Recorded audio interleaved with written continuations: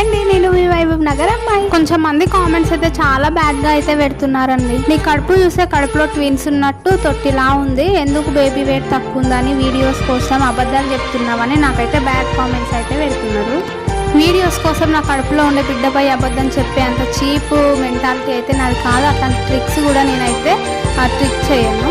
తెలిసిందో తెలియదో వీడియోలు మొత్తం చూడకుండా లాస్ట్ వరకు చూడకుండా బ్యాడ్ కామెంట్స్ ఎట్లా అంటే అట్లా పెట్టకండి. మీ అందరి కోసం నేనెందుకు నా కడుపులో ఉండే బిడ్డపై అబద్ధం చెప్పడం చెప్పండి. నేనైతే అసలు అబద్ధం చెప్పలేను. నిజంగానే నా బేబీ వెయిట్ గ్రోత్ అయితే తక్కువ ఉంది. నేను దానికోసం సపరేట్గా మెడిసిన్ వాడుతున్నాను. ప్లస్ నాకు మళ్ళీ ఒక 15 days తర్వాత నాకు మళ్ళీ స్కాన్ కూడా రాశారు. అప్పటి వరకు గ్రోత్ అవుతుందా లేదా చూద్దామని. నేను వీడియోస్ కోసం కావాలని అబద్ధం చెప్తూ మీ ముందు అయితే నటిస్తలేను. మీరు వీడియోస్ లాస్ట్ వరకు చూడండి. ఏదో మధ్యలో వీడియోస్ చూసి ఏదంటే అది కామెంట్ చేస్తే కడుపు చూస్తే తొట్టిలాగుంది అని అంటున్నారు. నా కడుపు నాకైతే నేను బక్కగా ఉన్నందుకు నా కడుపు తొందరగానే కనిపిస్తుంది. పాపప్పుడైనా అంతే, బాబప్పుడైనా అంతే. నేను కూడా అంటే బేబీ ఒక్కతే కాదు, నేను కూడా వెయిట్ చాలా తక్కువగా ఉన్నాను. నాకు కూడా ఫుడ్ మంచిగా తీసుకోమని అయితే నాకు డాక్టర్ అయితే సజెస్ట్ చేశారు. ఆపరేషన్ చేయాలన్నారు కదా దేనికి సిస్టర్ అని కూడా కొంచెం మంది నాకు కామెంట్ చేశారు. నాకైతే హెర్నీ ప్రాబ్లం వచ్చిందండి.